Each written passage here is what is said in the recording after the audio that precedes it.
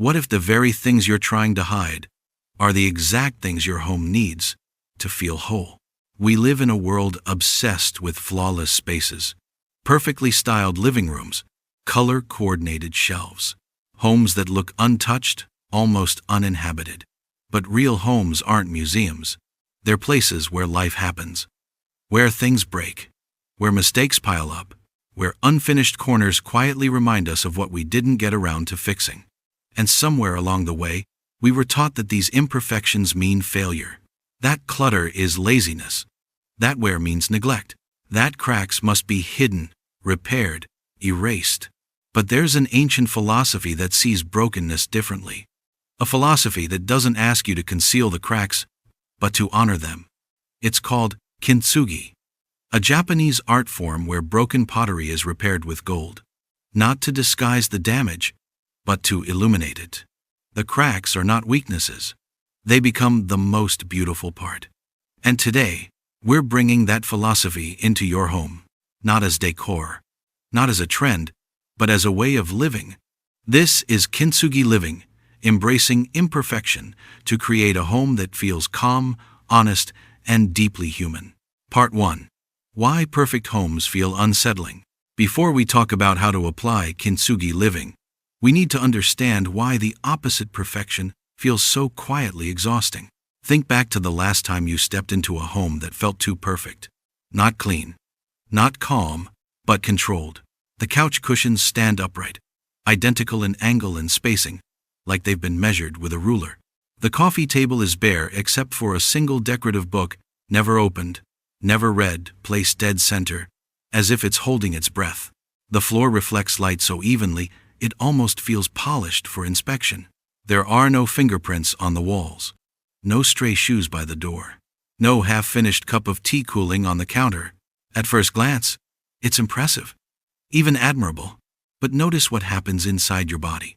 Your shoulders lift slightly. Your steps become careful. You lower your voice without realizing it. You don't enter the space, you tiptoe into it. You hesitate before sitting down. You wonder where to place your bag. You ask, is it okay if I? Because perfection doesn't invite participation. It demands preservation. And that's where the unease comes from. A perfect home silently communicates a rule. Nothing here is allowed to change. No spills, no mess, no evidence of being human. And your nervous system reads that immediately. On a subconscious level, your body knows this truth. Spaces that don't allow flaws don't allow rest, because rest requires permission. Permission to exhale, permission to loosen control, permission to exist without performance. This is why some homes are visually stunning but emotionally cold. They photograph beautifully, but they don't hold you. They impress the eye, but they never reach the chest. And then there are other homes. The ones where the couch cushions are uneven because someone actually sits there every night. Where the coffee table holds rings from mugs placed down mid-conversation. Where there's a folded blanket that never quite makes it back to the shelf. They may look messy, they may look unfinished, but they feel warm, because warmth doesn't come from order alone. It comes from allowance. Comfort isn't created through control. It's created through permission. Permission to leave things undone. Permission to make mistakes. Permission for life to leave its marks. This is the foundation of Kintsugi Living. Understanding that harmony is not the absence of flaws, it is the absence of shame around them. A harmonious home is not one without cracks. It's one that no longer tries to hide them. Part 2. What Kintsugi really teaches us. To understand Kintsugi Living, we need to return to where the philosophy began. Kintsugi is a traditional Japanese art form. The word itself means golden joinery. When a ceramic bowl breaks, the most common response then and now is to throw it away. It's damaged. It's imperfect. It's no longer useful. But Kintsugi asks a different question. What if the break is not the end of the object's life, but the beginning of its story? Instead of hiding the damage or repairing it invisibly, Kintsugi uses lacquer mixed with powdered gold to bind the broken pieces back together. The cracks remain visible. They are not disguised. They are highlighted. Where the bowl once broke, it now gleams. Light catches the fractures. Your eye is drawn to the very places where the object failed. And something extraordinary happens. The bowl becomes more valuable than it was before it broke. Not because it is perfect, but because it is honest. Because it carries history. Because it has survived something. Kintsugi teaches us that damage is not disqualifying. It is transformative. Applied to the way we live, this philosophy offers 3 profound lessons. First, damage is not shameful. In a kintsugi bowl, the cracks are not hidden in embarrassment. They are honored. In our homes, we're often taught the opposite. Hide the chipped paint. Conceal the worn edges. Pretend nothing ever breaks. But Kintsugi reminds us, breakage is not a moral failure. Things age. Things shift. Things respond to time and use. A mark is not neglect, it's evidence. Second, repair is more meaningful than replacement. Modern culture encourages replacement because it's fast and convenient. But repair requires attention. It requires care. It requires presence. When you repair something, instead of replacing it, you deepen your relationship with it. You remember why it mattered. You slow down. You invest. And that investment creates attachment, not clutter, but connection. Third, history adds value, not defects. In Kintsugi, the object's past is not erased. It is integrated. The bowl becomes a timeline you can hold in your hands. In the same way, your home is not meant to look brand new forever. It is meant to evolve with you. Every scratch, every patch, every mismatch tells the story of how you lived there. And when you bring these principles into your home not as decoration, but as philosophy, everything changes. Part 3. Step 1. Shift how you see imperfection. Kintsugi living doesn't begin with furniture or storage solutions. It begins in the mind. Before you move anything, before you declutter, before you reorganize a single shelf, you must change how you interpret imperfection. Because the same object can feel either stressful or comforting depending on the story you tell yourself about it. The cracked wall. Maybe there's a thin crack running down one of your walls. You've noticed it for months. You keep meaning to fix it. You avoid letting your eyes linger on it. Every time you see it, there's a flicker of guilt. But pause for a moment. Instead of asking, "Why hasn't this been fixed?" ask something else. What caused this? Was it time? Seasonal changes? The natural settling of the building? That crack is not an accusation. It's a response.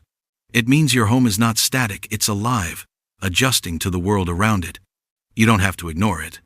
You don't even have to repair it immediately. You simply stop treating it like a personal failure. The stress lifts not because the crack is gone, but because the shame is. The mismatched furniture? Now consider your dining chairs. One chair is newer. One has scratches on the legs. One came from a different set entirely. You notice it when people come over. You feel a quiet embarrassment. But mismatched furniture is not disorder, it's narrative. That chair was the first one you bought. That one replaced a broken piece. That one survived a move across cities. Your home is not a showroom. It's a record of decisions, circumstances, and seasons. And like all timelines, it isn't symmetrical. Once you see it this way, the embarrassment softens. What you once called inconsistent, you now recognize as layered. Part 4. Step 2. Stop erasing history. Modern decor culture is built on erasure. Erase the marks. Erase the past. Erase anything that suggests age or use. Paint over it. Replace it. Buy something new. But Kintsugi Living asks a quieter, braver question. What if you didn't erase the evidence of living? What if you allowed time to show? Scratches on the table. Look at your dining table. Those scratches didn't appear randomly. They were formed during meals shared late into the night, during conversations that ran long, during children learning to write, draw, and explore. When you sand the table until it's smooth and uniform, you erase those moments. But when you oil the wood instead, when you let the grain and marks remain, you preserve the story. The table doesn't look neglected. It looks used. And used things carry warmth. Worn fabrics. That armchair by the window. The fabric is faded where the sun hits it every afternoon. The arms are softer than the rest of the chair. It's worn not because it was cheap, but because it was chosen again and again. Instead of discarding it, you adapt. You add a throw. You stitch a visible patch. You place a contrasting cushion. You don't hide the wear. You frame it. And in doing so, you transform something old into something intentional. This is Kintsugi living in practice. Not pretending things never break, but refusing to believe that brokenness makes them worthless. Part 5. Step 3. Curate. Don't control. There's a difference between clutter and character. Clutter is excess without intention. Character is imperfection with meaning. Kintsugi living isn't about keeping everything. It's about choosing what stays with awareness. Practical exercise. Walk through your home slowly. Pick up each object and ask, does this serve a purpose? Does this carry a memory? Does this reflect who I am now? If the answer is no to all three, let it go. But if it holds even one meaningful yes, it belongs. A chipped mug you always reach for? Keep it. A cracked vase that reminds you of someone? Keep it. The goal is not minimalism. The goal is resonance. Part 6. Step 4. Design for comfort, not appearance. Kintsugi homes are lived in. They don't prioritize how they look on camera. They prioritize how they feel at night.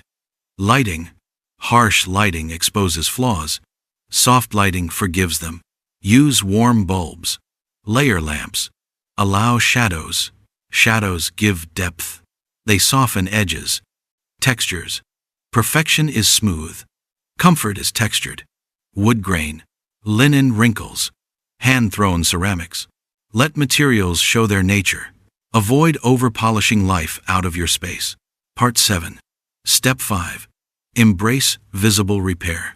This is where Kintsugi becomes tangible. Visible repair means you don't disguise fixes, you acknowledge them. Stitching instead of hiding. A torn cushion cover. Instead of replacing it, stitch it visibly. Contrasting thread.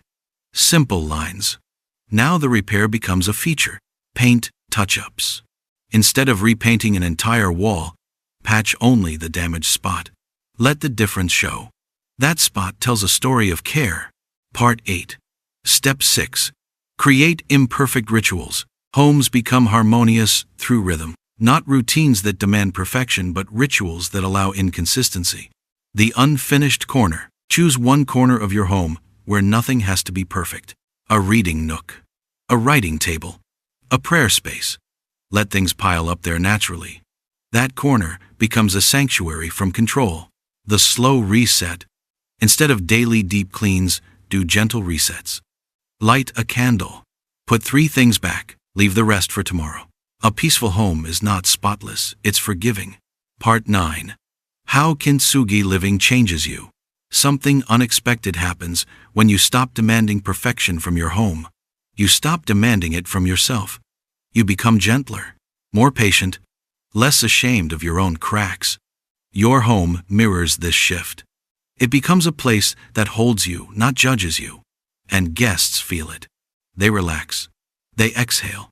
They feel safe being human there. Part 10. Common misunderstandings. Kintsugi living is not neglect, chaos, hoarding, letting everything go. It is intentional imperfection. It still requires care. It still requires discernment. But it replaces obsession with acceptance. Maybe your home doesn't need more storage, or new furniture, or another makeover. Maybe it needs permission. Permission to be lived in. Permission to carry scars. Permission to tell the truth. Because harmony doesn't come from erasing life, it comes from honoring it. The cracks in your home are not failures. They are invitations. And when you fill them with care instead of shame, they shine. If this video resonated with you, pause for a moment and look around your space differently. If you're learning to embrace imperfection like this video, if you want more slow, thoughtful living content, subscribe. And in the comments, tell me, what's one imperfection in your home you're choosing to appreciate instead of fix? Your story might help someone else feel at peace tonight.